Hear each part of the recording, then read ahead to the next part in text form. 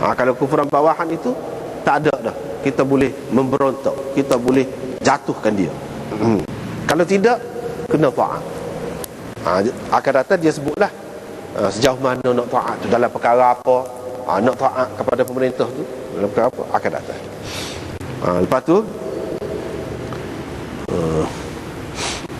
Imam Bukhari wa hadis Abu Hurairah ni, sesiapa yang taat kepadaku berarti dia taat kepada Allah. Sesiapa yang taat kepada Allah berarti sesiapa yang derhaka kepadaku berarti dia derhaka kepada Allah. Sesiapa yang taat kepada pemerintahku, yakni hak aku lantik, berarti dia taat kepadaku. Dan sesiapa yang derhaka kepada pemerintah aku, yakni yang aku lantik, ataupun yang sah mengikut Islam, yang Nabi tidak lantik pun, yang kemudiannya sah mengikut Islam, pelantikan dia tu, faqad asani, berarti dia menderhakaiku. Itu makna besar tu kedudukan pemerintah tu. Sampai Nabi SAW kata begitu, dia jujur, siapa yang taat kepada aku berarti taat kepada Allah. Derhaka kepada aku berarti taat kepada Allah. Derhaka kepada Allah. Sesiapa yang taat kepada pemerintah berarti dia taat kepada aku, supaya dia taat kepada aku. Kalau derhaka kepada pemerintahku berarti dia derhaka kepadaku. Supaya dengan derhaka kepada Nabi SAW. Ini hak istimewa pemerintah yang diberikan oleh Islam. Sehingga supaya dengan taat kepada Allah, taat kepada pemerintah ni, walaupun tidak mutlak. Mana kalau selagi dia mengikut Allah dan Rasul, kita taat kepada dia tu supaya kita taat kepada Allah. Selagi dia tidak menderhakai Allah dan Rasul, tiba-tiba kita derhaka kepada dia, supaya dengan kita menderhakai Allah dan Rasul, berat. Mana dosa? Dosa tu bukan dosa kecil, dosa besar. Dosa besar, derhaka kepada pemerintah. Taat kepada pemerintah itu tanggungjawab besar. Tanggungjawab besar berkait dengan agama ni, berkait dengan agama ni.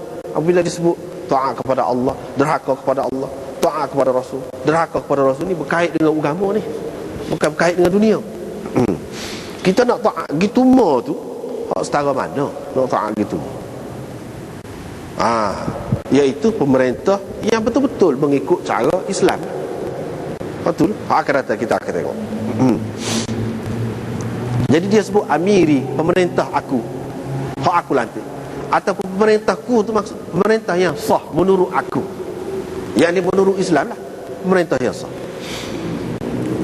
Begitu, itu istimewanya. Bukan main-main, bukan kecil-kecil dari segi agama, hak agama. Sampai begitu sekali.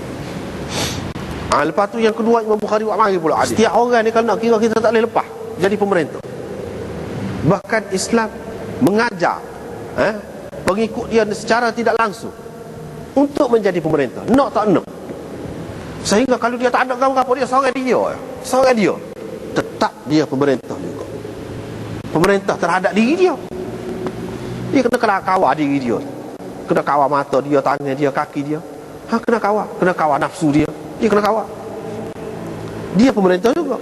Kalau tak ada apa-apa pun, apatah lagi kalau ada sesuatu lah di luar ni. Ada orang-orang, individu, 5 orang ke 10 orang ke anak dia.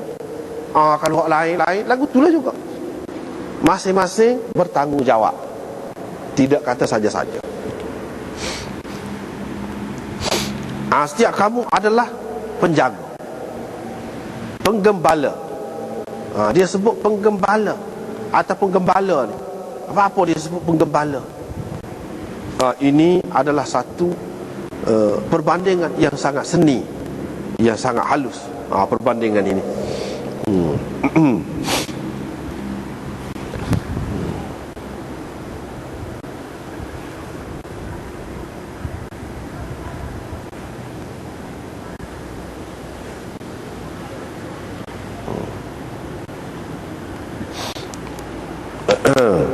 Ini nombor 3 adalah dalam kitab hasyiah kita ni, nombor 3. Dia kata ra'in. Dia sebut ra'in tu.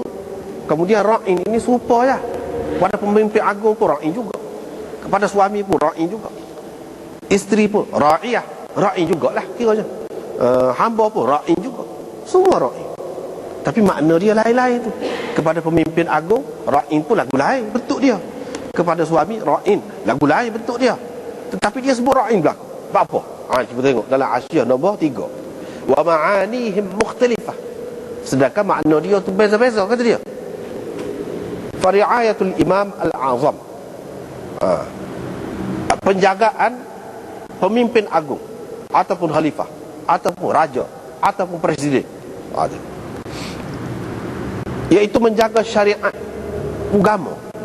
Itu tanggungjawab utama dia, dengan menegakkan hudud, apa-apa yang ditentukan oleh Allah untuk dilaksanakan, yang hanya boleh dilaksanakan oleh pemerintah sahaja. Kalau tak ada pemerintah, tak boleh. Dia kena melaksanakan hal. Wal adli fil hukm, dan berlaku adil dalam pemerintahan. Itu makna riayah ataupun pemimpin agung sebagai ra'in, iaitu dia jaga syariat, jaga perintah agama, menegakkan keadilan dalam pemerintahan dan melaksanakan hukum hakam Islam. Itu tanggungjawab utama. Kalau dia tak buat hal tu, masalah. Kalau tak buat hal tu, akan timbul fitnah. Akan timbul fitnah kalau tak buat hal tu.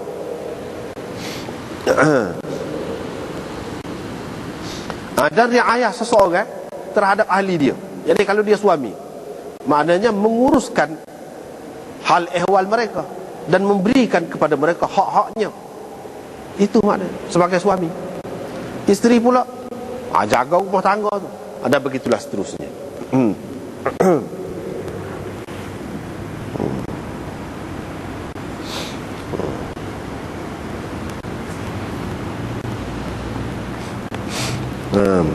Lepas tu dia sebut pula, dia petik pula, Tibi berkata, dalam hadis ini menunjukkan ra'in.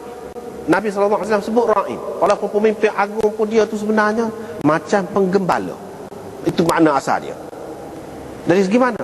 Penggembala ni orang suruh hak jadi gemala ni, orang suruh tuan dia hak sebenarnya orang lain.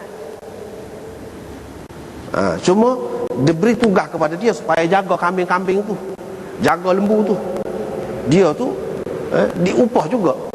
Dia tu disuruh, diperintah, ditugaskan. Kambing-kambing tu bukan hak dia, hak orang lain. Di situ perbandingan ni maknanya hak siapa? Hak Allah. Bila hak Allah, kita kena jaga molek.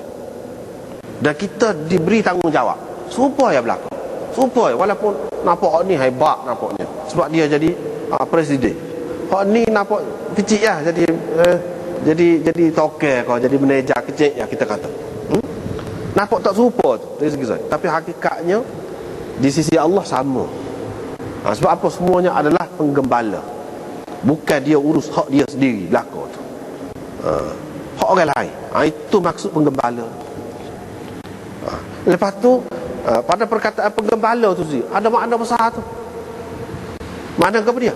Yang ni nak jaga tu, jaga lagu mana? Kalau jaga kambing lagu mana? Payah kat lah. Mana ketika sejuk kena pasang unggung api, kita kata kena selimutkan dia, kita kena bagi makan makanan yang molek, kena jaga daripada musuh-musuh.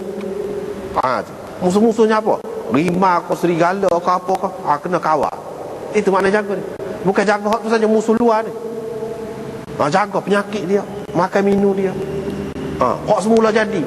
Kalau hujan kau sejuk kau lagu mana, kena jaga. Dia buat contoh ni penggembala. Biasanya orang Arab ni gembala kambing. Tak tu yang disebut. Sebab kambing ni orang biasa pun boleh. Kalau unta ke apa tu, hak kaya tu. Kalau kambing ni orang biasa pun ada. Dan semua boleh faham sendiri lagu mana nak jaga kambing. Kalau nak boleh minum susu, kalau nak jadi senang lagu mana, kita kena jaga tu, jaga molek. Kena jaga dari semua sudut.